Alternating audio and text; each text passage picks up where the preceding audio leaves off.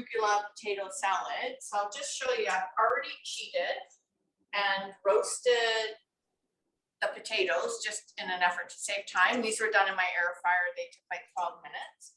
So now I'm just gonna season the chicken. Oh, got Denise on camera there, she's doing a great job. So it's just, again, I think, I'm not sure I would put olive oil on if I was not doing it in the air fryer, but because I am, I'm gonna put some olive oil on this. And then I'm gonna season it with salt and pepper. And then I'm going to put some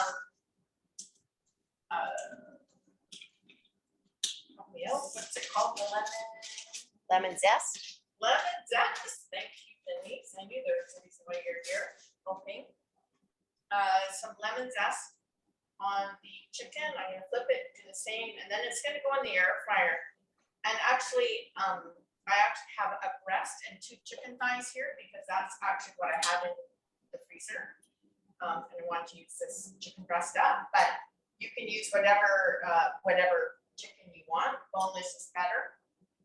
And it doesn't have, I'm only doing it in the air fryer because we are a bit limited on time and it will just cook twice as fast in the air fryer. But certainly this is, it can be fried on the stove. And obviously just until it's cooked. In terms of the potatoes, all I did was just toss them in olive oil, salt, and pepper, and I roasted them in the air fryer. Just quick.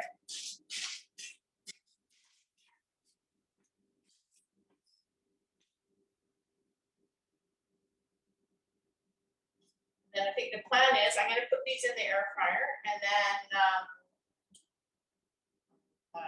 go get it. I moved it because it's very noisy. And then I think Janet's going to start her Alfredo. So just hold on, hang tight, let me get the air fryer, I'll throw it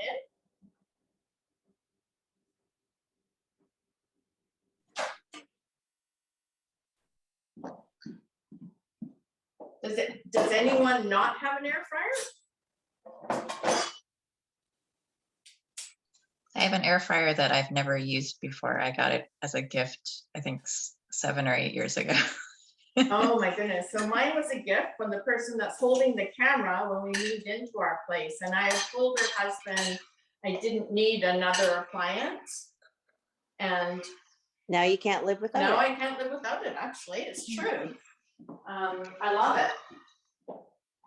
I have the original air fryer, so my daughter is jumping there to replace it because it's too old.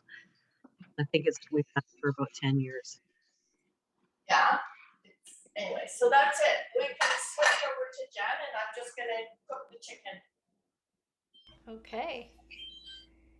Thank you. Hi, everyone.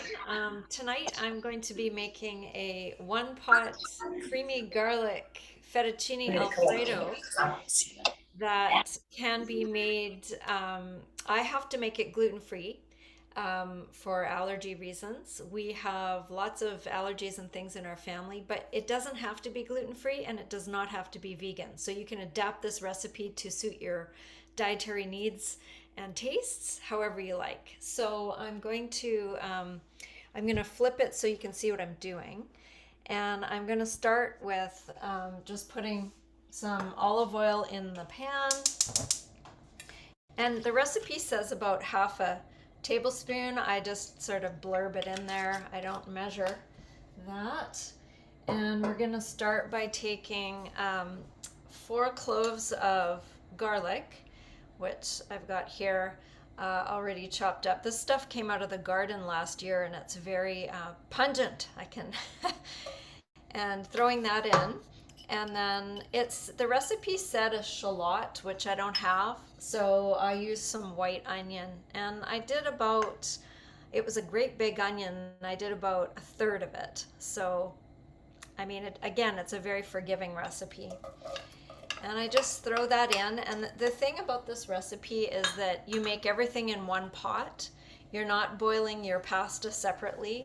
You're doing everything in one pot. And so the pot that I chose today is just a pan that's wide and has tall sides, but you could use a Dutch oven. You could use any kind of pot that you normally cook pasta in.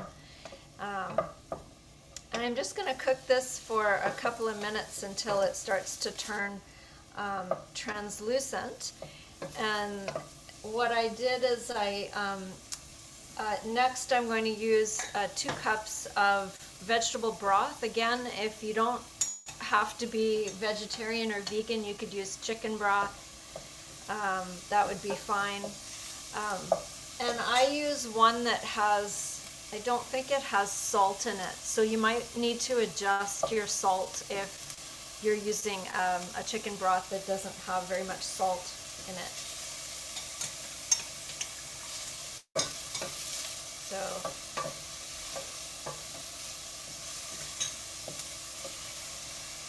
I wish I could send the smell to you, because whenever you fry up garlic and onion, it smells good. And then once you have the onions and the garlic so that it's shiny and wet and starting to be a bit translucent, I should have put the salt in. That was the other thing I needed to do. Looking at my recipe. So I've got a teaspoon of salt here, but you can put more in if you're using a different vegetable broth. And these recipes will be sent to you afterwards. I'm going to pour in the vegetable broth. And then that makes it quieter. The other part is to put in about 1.5 cups of some kind of, if you're making it vegan, non-dairy milk. I like to use coconut milk, and it said 1.5 cups, but I'm using a can and it's a little bit more than 1.5 cups. I don't care, it still works. So I didn't want to have a tiny bit of a can of coconut left, so I'm just going to use it all. And this is just a normal, regular coconut milk in a can, but you could use oat milk, you could use almond milk, something that doesn't have a strong flavor to it. Oat milk is pretty flavorless. And again, if you can have dairy, if you can tolerate dairy, you might just use regular milk. If you wanted to make it extra creamy, you could do maybe a homogenized milk. And I just stir that in.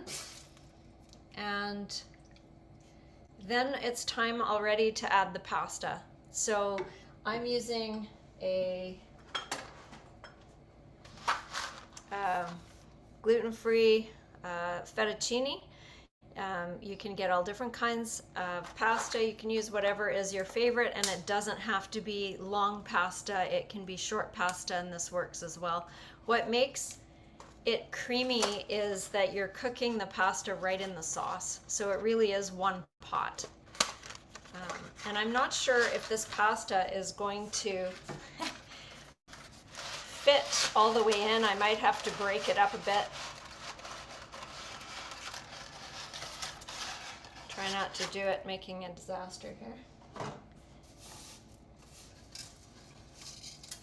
I might have to just stir it around until it breaks up a little bit here. But the idea is that this is going to cook right in this sauce. I think maybe I'll break it. Now I've splashed it. And then it's just going to submerge in there, and it's going to cook, and it's going to cook for 15 minutes, maybe a little bit less, however long the pasta takes to become soft. And I would just say stir it around every once in a while. And then we'll come back when we can go back over to Julie, or we can ask questions while this is Jen? cooking. There is a question, how many grams? I assume for the pasta maybe, or? For the pasta, I just use a box. I think it's 8 ounces, 340 grams. You can double this recipe, you can triple this recipe. This is only enough for 2 of us. So when we have kids here, we always use at least a couple of boxes. So we can go back over to Julie. And we just got a little comment about the authenticity of breaking your pasta from Angela. From apparently her Italian, was it your grandma, Angela? I think. Oh, mom always breaks the pasta. Always breaks it in half. Good to know. There you go. I don't know how many of us could challenge that. So let's just.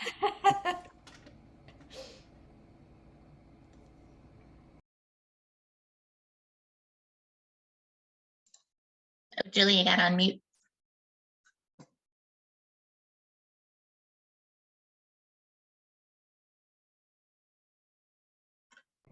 Is she ready? If she's not ready, then we can just, I think I surprised her because I muted her. We went over to you. oh,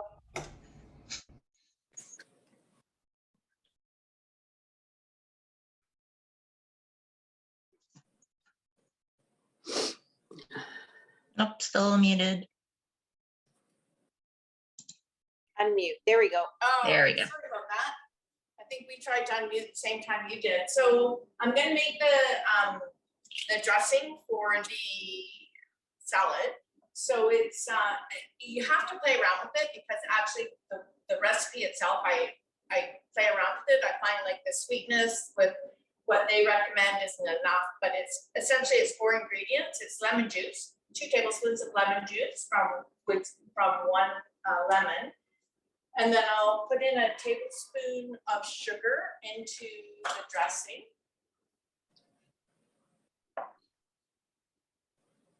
And I will put in a tablespoon of, now this is based on a 2-person, but you can easily scale it up. Honestly, it just comes down to taste.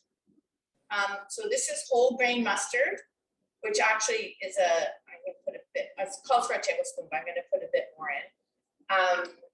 It's just whole grain mustard. Zoom in on that, Denise. Zoom in. Or not. And then I'm gonna add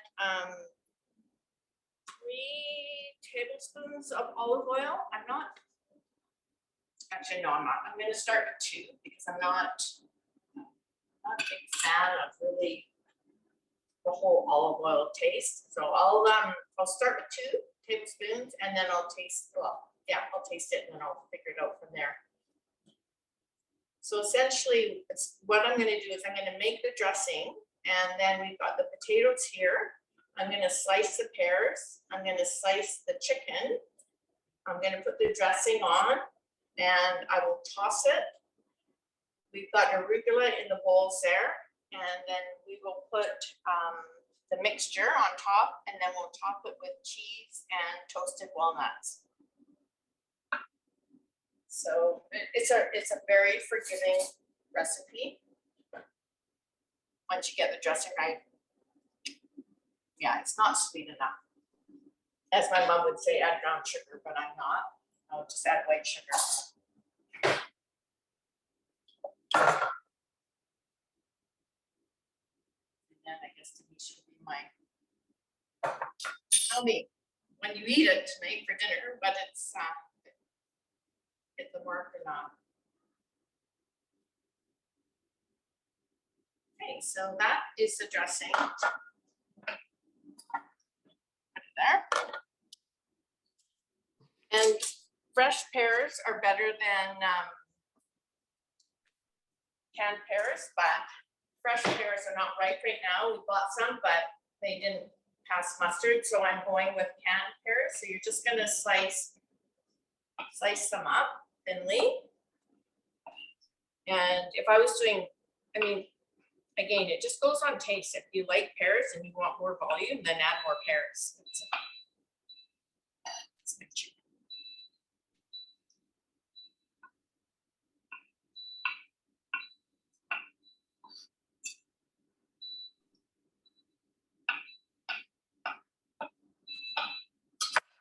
Put those back on the plate. I'm gonna go look at my chicken and see if it looks done.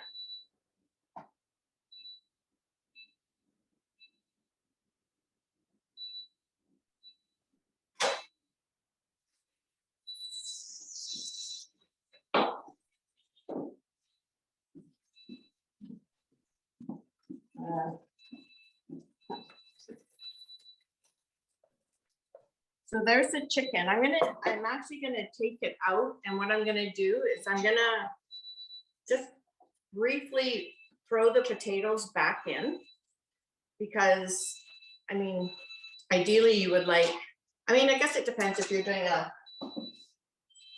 summer salad or a winter salad, but winter, I think we want everything hot. So I'm gonna throw this back in the air fryer just to try and heat up the potatoes a bit as we let the chicken rest. And mix up the rest. Let me forget that. Got it. This camera stuff is high tech. Is it a high tech? Yeah. Okay, so it should be done. I mean, it wasn't in there obviously very long, as you guys probably noticed, but definitely the chicken thighs are gonna be done. I'm not sure about, okay, I'm just gonna let it rest for 2 minutes before I carve it. Are there any questions, any comments?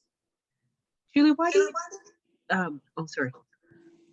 Why do you use sugar in your dressing as opposed to honey or brown sugar? Oh, that's a good question, because I actually was gonna use honey, but the recipe that I've adapted had sugar. And I was gonna do honey, but I didn't want to try it today and then have a fail, so I use sugar. But I would definitely use honey. I just have. Great. And we just have a question in the chat about what kind of air fryer you have and whether you like it or not.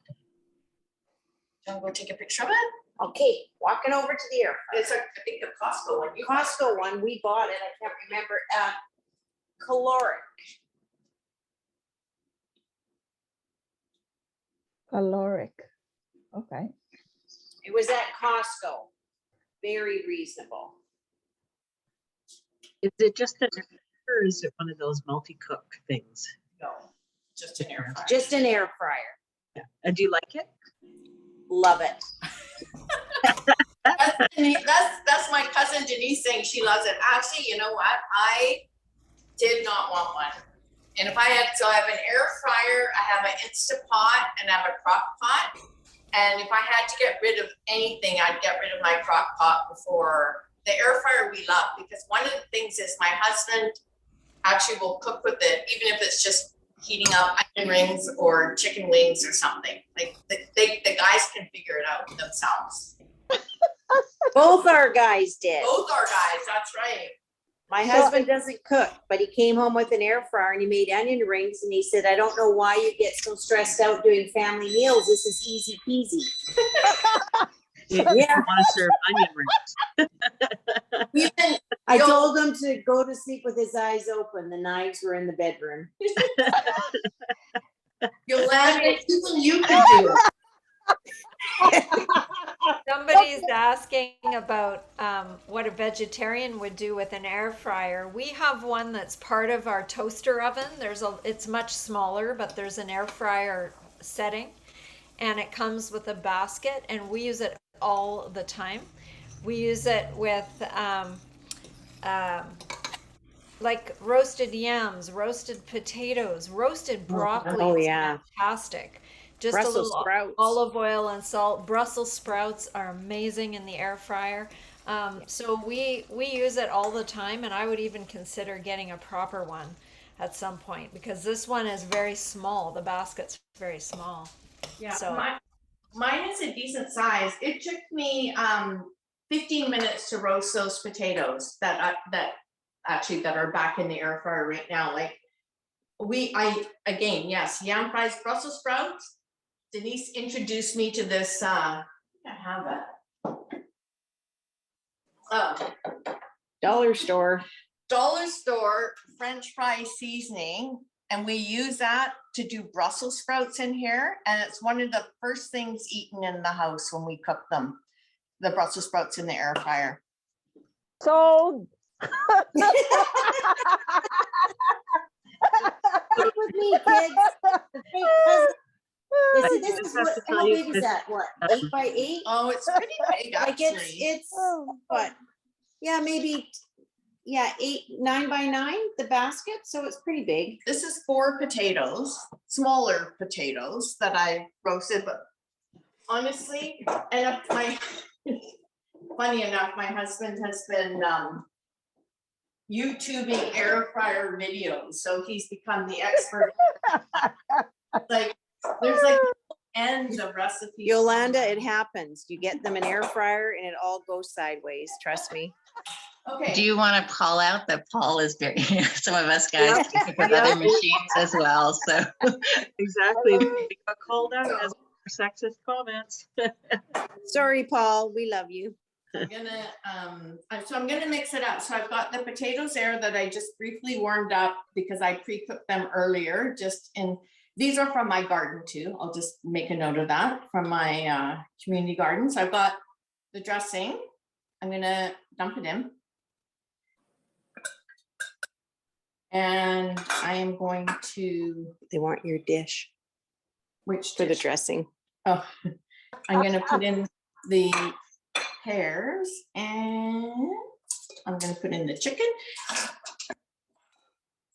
It doesn't, I like to mix everything together. The recipe itself actually says not to put the chicken in with it, place it on top, but I feel that the dressing doesn't soak through everything well enough if you don't do that. So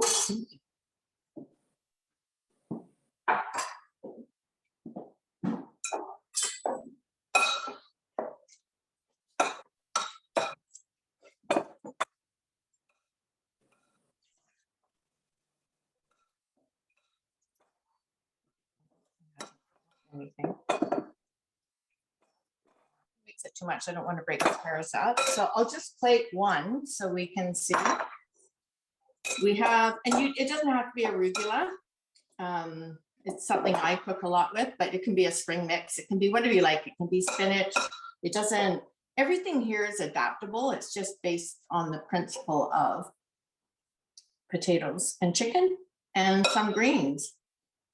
So we've got the chicken, the potatoes, and then what I'll do is I have feta cheese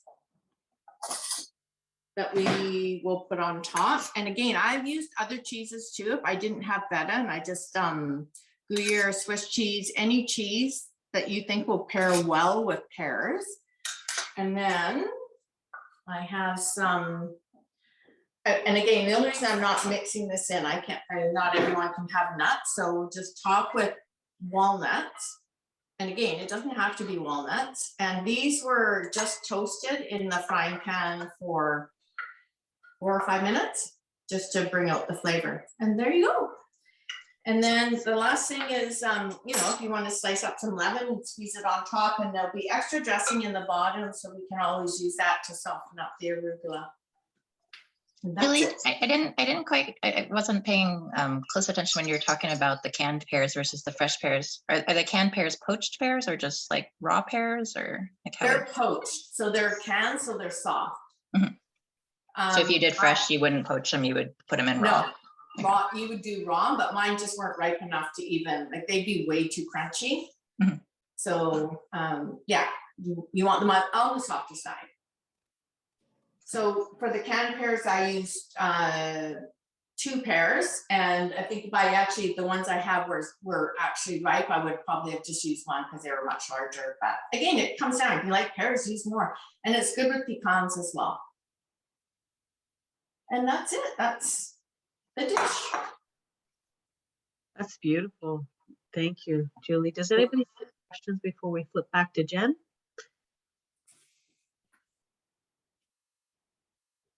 You still have time at the end too, so don't worry.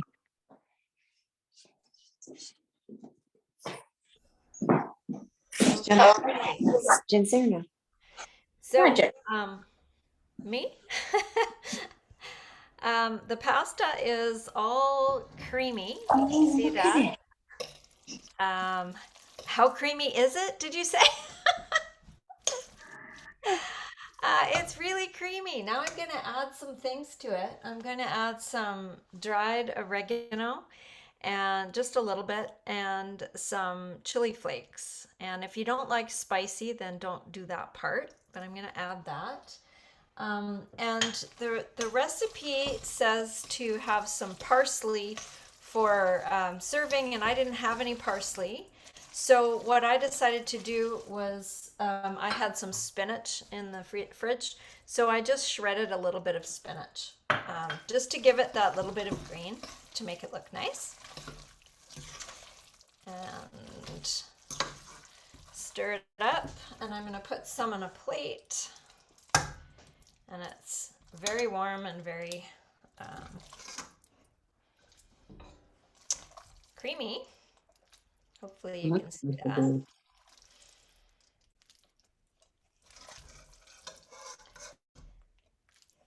And we have shared this recipe with so many people because you can make it vegan. Pepper on top. And then if you want to make it taste a little bit cheesy, we use nutritional yeast, which is like a flaky orange yeast. And you just sprinkle that on top and it gives it a little bit of a cheesy flavor. You can use Parmesan if you can have Parmesan. And there are now lots of Parmesan alternatives, but most of them have nuts, and I'm allergic to nuts. So there's your creamy fettuccine Alfredo. Where do you get nutritional yeast? Oh, do you know Palm or Superstore? Okay. Or, anywhere really. You have to, probably in a natural foods aisle. Okay. But it's got a lot of vitamins in it, so we use it on a lot of stuff actually. Thank you.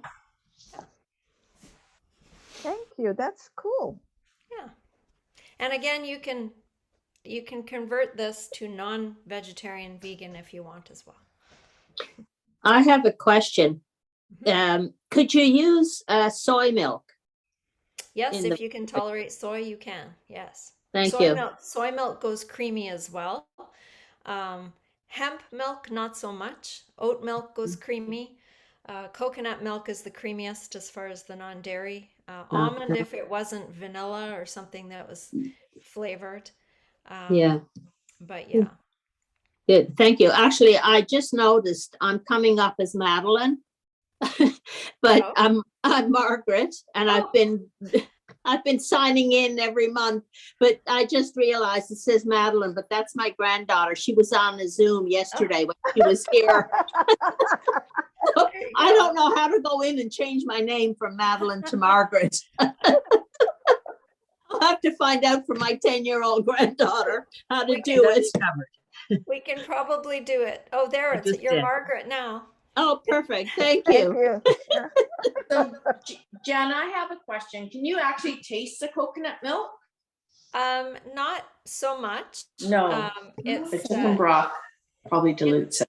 Yeah, the other stuff changes the flavor. Okay. If you don't like coconut, though, my son hates coconut and he can taste it a mile away. I try to hide it and he knows. So then I would try something else. And again, oat milk for me, it's easy because I can make it. Oat milk is super easy to make, right? 4 cups of water, 1 cup of rolled oats in a blender for about 20 seconds. Strain it and you have oat milk. So, it's super easy to make and much cheaper than to buy it. But if you have to buy it, yeah. Okay. Good. Thanks. I had no idea that's how you make oat milk. I have no idea. You can put a little vanilla in it. You can put other stuff in it, but I make it very simply. I know Charmaine makes oat milk. Denise just paid $10 for hers, so she's a little bit disappointed. She's late to the party. Wow. It doesn't stay. You have to shake it. It doesn't stay. It separates when you make it at home. It doesn't stay, but you just shake it. I mean, I made some this afternoon, so it's it takes hardly any moments to make it. I'm going to take my other stuff back to save on. I'll be by tomorrow. What do you strain it through? We'll have to post that recipe on Facebook. I can show you. I just washed it. Just got notes too about nutritional at Thrifties and about only using a. I got this thing at a kitchen store once, and I think it's for making creme fraiche or yogurt. Like I think you put sour cream or something in here and you let it sit, and then eventually it thickens. But we're not doing that anymore. So, but you could use any kind of a mesh. It's just a fine mesh, any kind of a fine mesh. And then the oats that we save, they're very dry. We put them in a container in the fridge. And when somebody wants oatmeal, you just add water to it and it thickens up. So you can eat the oats that you strain through. And then we have an old glass milk bottle that we kept, one of those glass, you know, and we just, I'll show you. We pour it into this, and that's the homemade oat milk that I made today. So, Oh, look at you.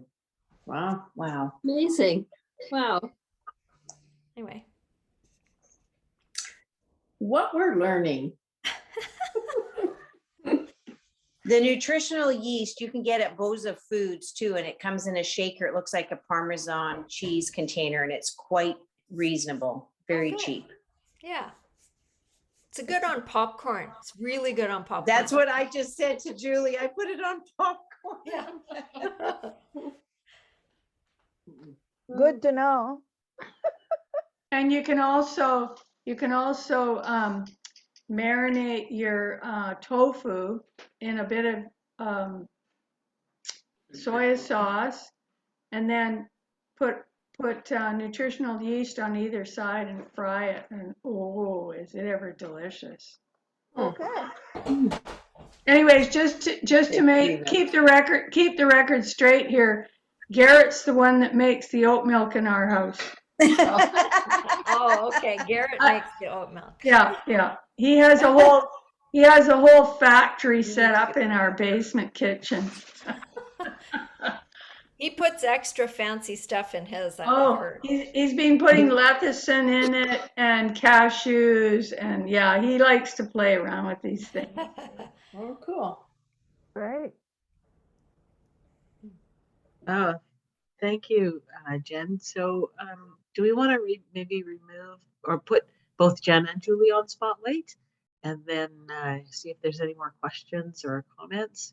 We always learn so much from each other that sometimes doesn't have anything to do with what we started out learning.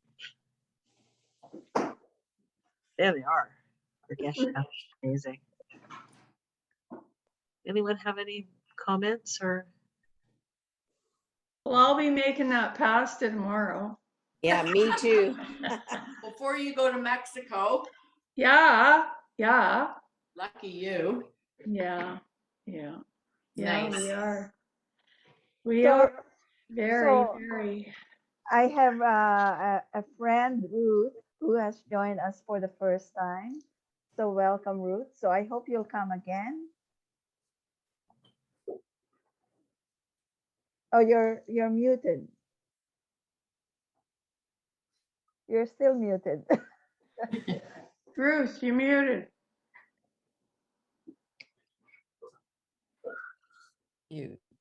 There we go. So thank you, Yolande. It was kind of a roundabout way that she sent me an email and I joined up into this. I didn't know there was a community kitchen around, so it's quite nice to know, and for sure I'll be getting in touch, talking to Yolande and seeing what I can do. You know, I do enjoy cooking, but I've learned a lot. Perfect. There's always something to learn. There's always something new, isn't there, in cooking? You never know it all. Well, you never know it all in anything, really, but I've learned from this group. Oh. What have you cooked? Oh yes, my son is impressed now because I started baking, and he said, "Oh my God!" So my daughter said, I could learn baking, I'm enjoying it, but it's just that there's so much to life staying in the kitchen, you know. But Yeah. I am enjoying it, and my kids are impressed that I'm actually learning how to bake and all that, you know. Good. Yeah. Thank you. All right. Are there any plans yet to open the kitchen at St. Joseph's? Or not St. Joseph's, St. John's. St. John's, sorry. We're actually having our annual vestry coming up on Sunday, and so of course most of those conversations will be around our worship space. But you know, as those places start to open, so also does the rest of the building. So I suspect that we'll be thinking about that. And this kitchen has been really accessible to a lot of people. So for all I can take, just to be able to you know, share our whole selves and our whole bodies rather than just our Zoom face, but it's also been you know, somewhat of a lifesaver for us to be able to connect over the past year and a half in this way from the comfort of our own homes. We would love to have more people come and help with the planning committee.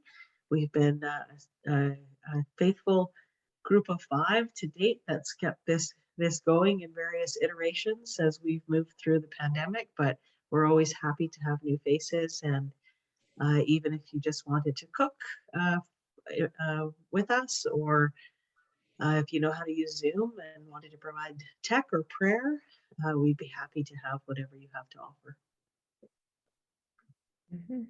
Well said, Jerry. Thank you.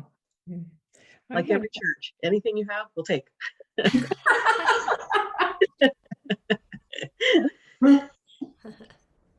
And tell your friends, because we like to have more people come and join the community, and also support the charities that we are supporting each month.